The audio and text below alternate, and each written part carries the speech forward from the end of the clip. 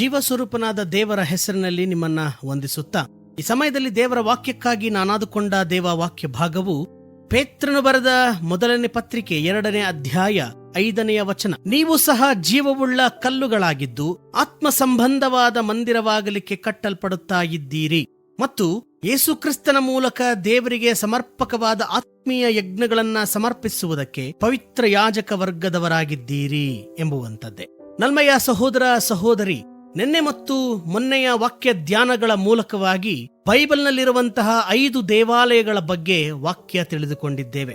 ದೇವದರ್ಶನ ಗುಡಾರ, ಯೆರೂಸಲೇಮಿನ ದೇವಾಲಯ, ಸಭಾಮಂದಿರ, ಯೇಸು ಕಟ್ಟಲ್ಪಟ್ಟಂತಹ ನಂಬಿಕೆಯ ಸಮುದಾಯ ಮತ್ತು ಅಮರ್ತ್ಯವಾದಂಥ ದೇಹವೆಂಬ ದೇವಾಲಯ. ಹೀಗೆ ವಾಕ್ಯದಲ್ಲಿ ನಾವು ಕೇಳಿ ತಿಳಿದುಕೊಂಡಿದ್ದೇವೆ.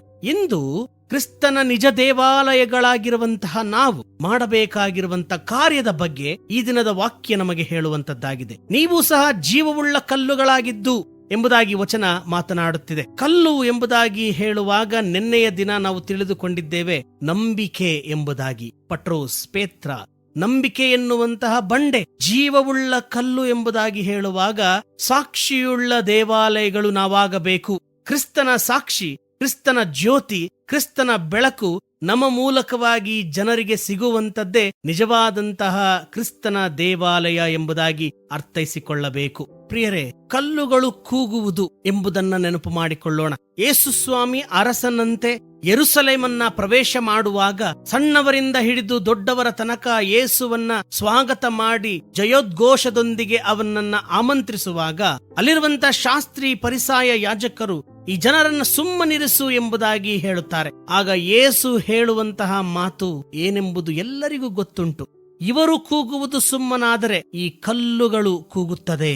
ಕಲ್ಲುಗಳು ಎಂಬುದಾಗಿ ಹೇಳುವಾಗ ನಂಬಿಕೆ ಬಂಡೆ, ನಂಬಿಕೆಯ ಸಮುದಾಯ. ಕೂಗುವುದು ಎಂದು ಹೇಳಿದರೆ ಸಾಕ್ಷಿಯ ಕೂಗು.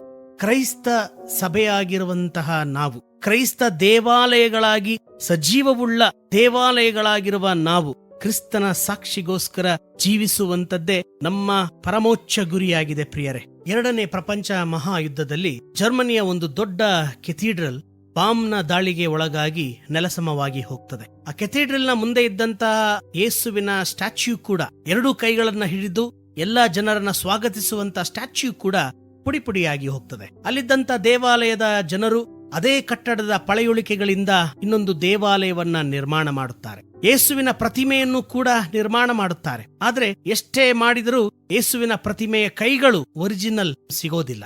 ಆಗ ಆ ಕೈಗಳಿಲ್ಲದ ಯೇಸುವಿನ ಪ್ರತಿಮೆಯನ್ನ ನಿಲ್ಲಿಸಿ ಯೇಸುವಿನ ಸ್ಟ್ಯಾಚ್ಯೂ ಕೆಳಗಡೆ ಒಂದು ವಾಕ್ಯವನ್ನ ಬರೀತಾರೆ. There is no hands for Jesus, we are the hands of Jesus ಎಂಬುದಾಗಿ. ಕ್ರಿಸ್ತನಿಗೆ ಕೈಗಳಿಲ್ಲ, ಕ್ರಿಸ್ತನಿಗೆ ನಾವೇ ಕೈಗಳಾಗಿದ್ದೇವೆ. ಪ್ರಿಯರೇ, ಈ ಹೊತ್ತು ಕ್ರೈಸ್ತ ಸಾಕ್ಷಿ ನಂಬಿಕೆಯ ಸಮುದಾಯವಾಗಿ ನನ್ನಿಂದ ನಿನ್ನಿಂದ ಕ್ರಿಸ್ತನು ಅಪೇಕ್ಷೆ ಪಡುತ್ತಿದ್ದಾನೆ. ಕಲ್ಲುಗಳು ಎಂದರೆ ನಿರ್ಜೀವ ಅಲ್ಲ, ಕೂಗುವುದಕ್ಕೆ ಸೂಚನೆ. ಕಲ್ಲುಗಳು ಎಂದರೆ ಜೀವ ಇರುವ ಕಲ್ಲುಗಳು. ಲೌಕಿಕವಾದಂತಹ ಶಕ್ತಿ, ಪಾತಾಳ ಲೋಕದ ಬಲವು ನಮ್ಮ ಮೇಲೆ ಬಡಿದಾಗ್ಯೂ ಕೂಡ ವಾಕ್ಯವೆಂಬ ಆಧಾರದ ಮೇಲೆ ಕಟ್ಟಲ್ಪಟ್ಟಂತ ಈ ಜೀವವುಳ್ಳ ದೇಹವೆಂಬ ದೇವಾಲಯದ ಕಲ್ಲುಗಳು ಕ್ರಿಸ್ತನಿಗೋಸ್ಕರ ಸಾಕ್ಷಿ ಕೊಡುವಂತಹ ಜೀವನವನ್ನ ಜೀವಿಸುವಾಗ ಮಾತ್ರ ನನ್ನ ನಿನ್ನ ಬದುಕು ಯೇಸು ಮೆಚ್ಚಿದಂತಹ ಪಾವನದಾಯಕ ಜೀವಿತಕ್ಕೆ ಸಾಕ್ಷಿಯಾಗುವಂತದ್ದಾಗಿದೆ. ಇನ್ನು ಮುಂದೆ ಕ್ರಿಸ್ತನ ನಿಜ ದೇವಾಲಯಗಳಾಗಿ ಕ್ರೈಸ್ತ ಸಾಕ್ಷಿಯನ್ನ ಪ್ರತಿಬಿಂಬಿಸುತ್ತಾ ಜೀವಂತವಾಗಿರುವ ನಮ್ಮ ನಂಬಿಕೆಗೆ ಸಾಕ್ಷಿಯಾಗಿ ಕರ್ತನ ನಾಮಕ್ಕೆ ಮಹಿಮೆ ಸಲ್ಲಿಸೋಣ. ಆಮೆನ್. ಈ ಕಾರ್ಯಕ್ರಮದ ಬಗ್ಗೆ ನಿಮ್ಮ ಅಭಿಪ್ರಾಯ, ಸಲಹೆಗಳು ಹಾಗೂ ಯಾವುದೇ ಪ್ರಾರ್ಥನಾ ಮನವಿಗಳಿದ್ದಲ್ಲಿ ನಮ್ಮ ದೂರವಾಣಿ ಸಂಖ್ಯೆಗೆ ನೀವು ಕರೆ ಮಾಡಬಹುದು. ನಮ್ಮ ದೂರವಾಣಿ ಸಂಖ್ಯೆ 9960260653.